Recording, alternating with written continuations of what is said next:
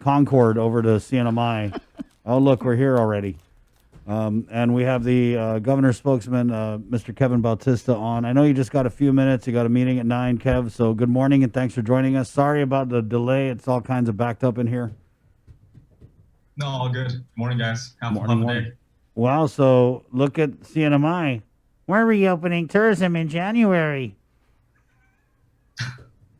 I mean, yeah, you hit it on the nail, Chris. So the governor spoke to the Rotary Club on Guam yesterday on a Zoom call Right. at around lunchtime, and he announced that um, we're planning on opening up a travel corridor with South Korea in January of 2021.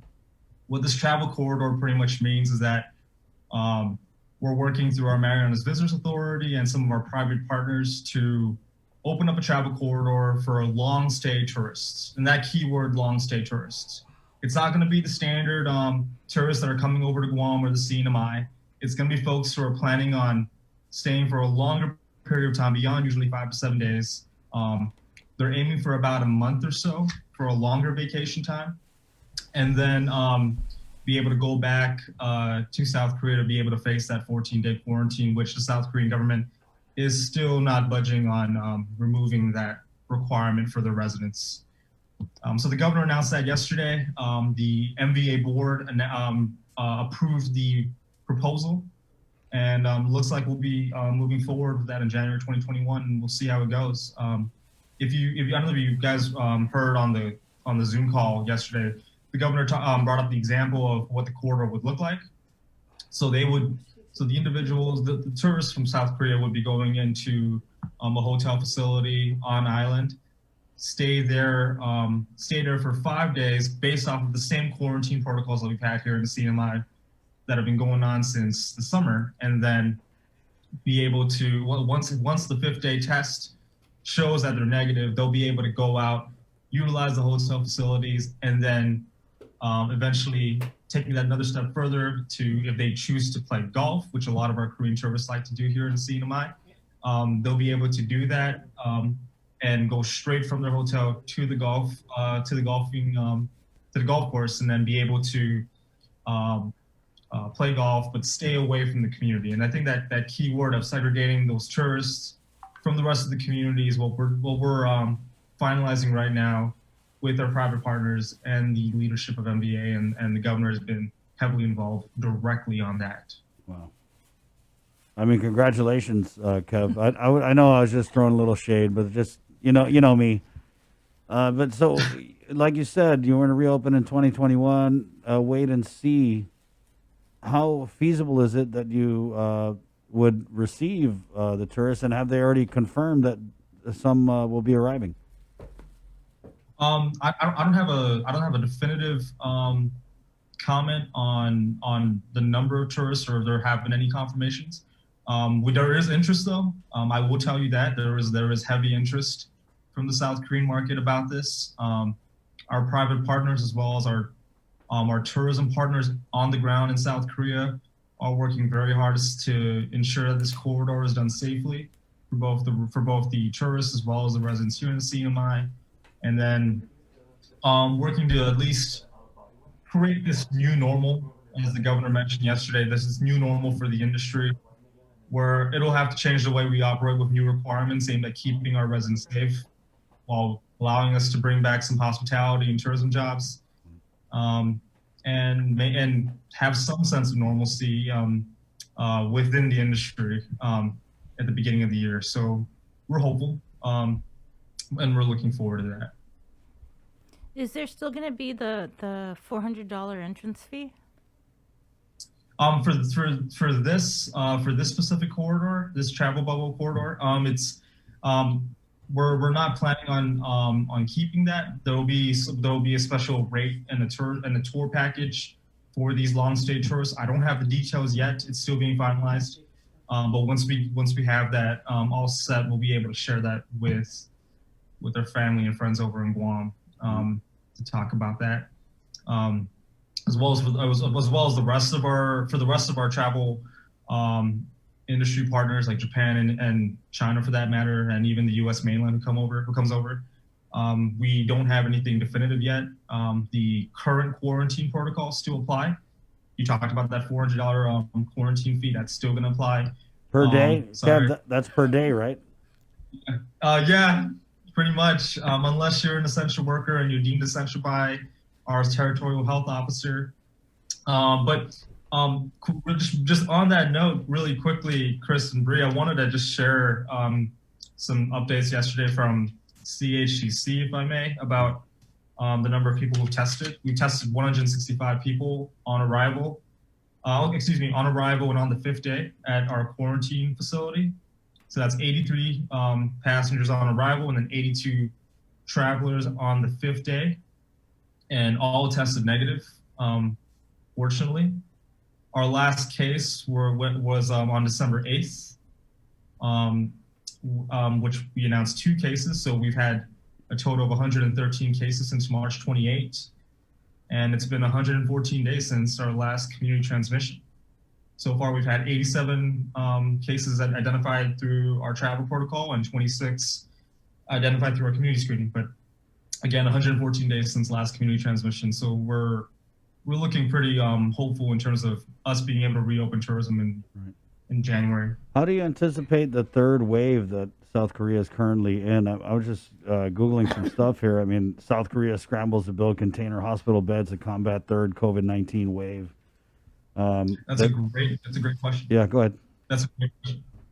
And it's funny because I actually just saw that. I was at the gym last night and I saw that actually on the TV and I was like, oh shoot, we just announced right, yeah. We just announced the travel and like all of a sudden, oh shoot, there's a third wave. Yeah. But then, no, you bring up a very good point, and it's something that we've considered heavily in partnership between our public health officials and our tourism stakeholders. Our focus is really bent on being able to be vigilant of those surges in South Korea, be able to make the adjustments to mitigate against it, and then have that good faith that we've established with the partners in South Korea to send tourists that do have proof of a negative PCR test, and then would be willing to come here for a long stay visit and be tested upon arrival on the 5th day, and then subject to additional screening if needed, based off of their symptoms if they present any. So that's one of the things that we're still focusing on. And I think again, just like with everything else, it's a work in progress. I think the governor mentioned in yesterday's Rotary Club speech how there was no playbook at the beginning of the pandemic, as we all know, as you both very well know. I was talking to Jason last night ahead of this call, and we talked about how a lot of the public information has been focused on making sure that we stop the spread of misinformation. And I think that key thing of us being able to do it as a government, work with our media partners, be able to be as transparent as we can be, and just report the truth and report it in a way where it's easy to understand, it's tight, it's accurate, and it's wide-reaching so that everyone is readily informed, given the way that everything's just consistently and constantly changing. So I think we're going to utilize that same mindset moving forward as we transition in this reopening in 2021, which we pray to God is going to be a better year than this one.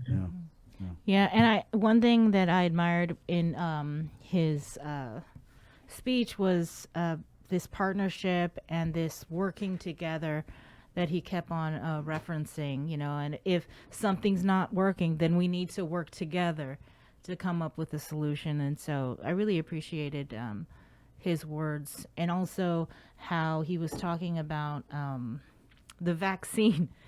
There's 10 cold storage units, and we have 3, and I'm just wondering, how many vaccines are you guys getting? I mean, 10 seems a lot. Or are they little small cold storage units? Like the one in the hotel? No, these are big. These are huge. These are big cold storage units. Mm-hmm. And we talked a little bit about that, Bree, on the side. I think it goes back to the way that the governor is utilizing his partnership with our task force, public health officials, through our governor's authorized representative of FEMA, Patrick Guerrero, in being proactive and innovative with the way that we procure certain things for emergencies. That to us is the most important thing. Like we've been very transparent about this. These cold storage units, we procured it from South Korea, just like we did with the 60,000 test kits that we did in April. We procured it through South Korea, and for us, it's about we know, not just as an island community within U.S. jurisdiction, we're like just like Guam, just like the rest of the country, just like the rest of the world, we're competing for resources. We're competing for resources, and we're trying to be able to stay readily prepared for the biggest thing that is that we're anticipating. And just like everywhere else in the world, we have our skeptics out in the community, may not wanting to do the vaccine, and us having to coordinate public messaging to be able to say, hey, this vaccine's effective, it's safe, and us trying to articulate that, getting our first responders vaccinated. The governor himself, as you guys know, on the Rotary Club call, indicated that he's more than willing to take the vaccine. If he tells me to do it myself, I'm going to do it too. But then at the end of the day, I think it's us taking ownership as a community, and I think that's the biggest driving force as to why the governor keeps talking about partnership, having an open mindset, having a growth mindset, and working with private partners, working with people beyond just the government on how we're able to keep the curve flat and keeping and raising that number of our favorite number is that how X number of days since last community transmission. It's a good number. We want that number to keep going up.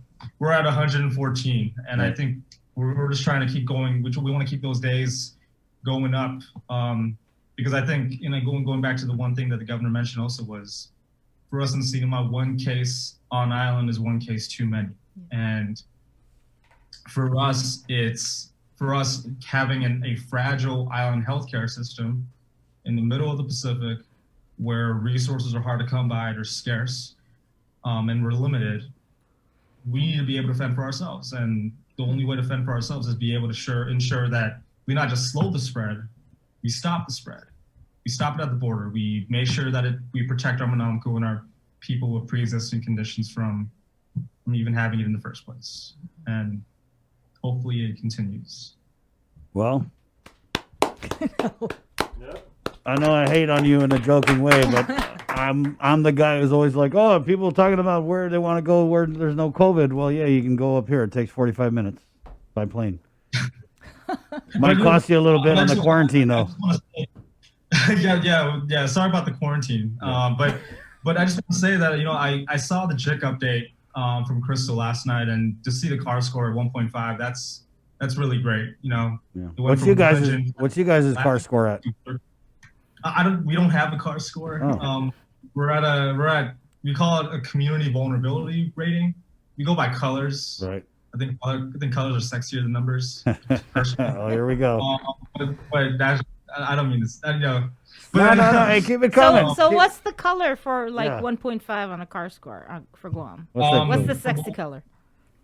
Well, green is the best color, obviously, right? But then 1.5. Man, I don't know if this color is gonna be analogous. Aquamarine. Jay? Aquamarine, fuchsia. Between blue and green. Yeah. Green. But yeah, between blue and green would be where I think 1.5 would be for us. I know I didn't get his name, but I know the doctor that came in earlier, right before Janella. Dr. Lombard. Yeah, he talked about how there's a 30% prevalence rate on Guam.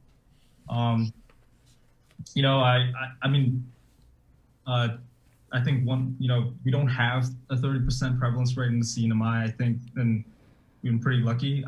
We've been keeping it under 1% as best as we can with 113 cases.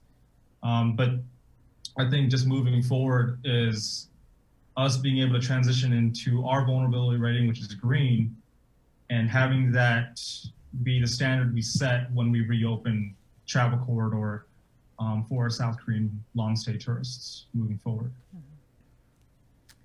Well, I thought that was masterful how the governor spoke to the Guam Rotarians and say, hey, Hey, come on over in January, guys. Partially reopening tourism. Come and golf. You guys like to golf, right? No, I mean, it is to be commended, Kevin. And people talk about our status, all that, you know, the things that make us different. That's what you hear people bring up when we talk about the day and night between the COVID situation in Guam and the COVID situation in Saipan. But to me, that doesn't mean that you guys don't deserve credit because, I mean, less than 1% and keeping the border closed, you know, doing what you got to do with the airport testing. I mean, these are ideas. Someone tried to do airport testing and they strung them up on the cross.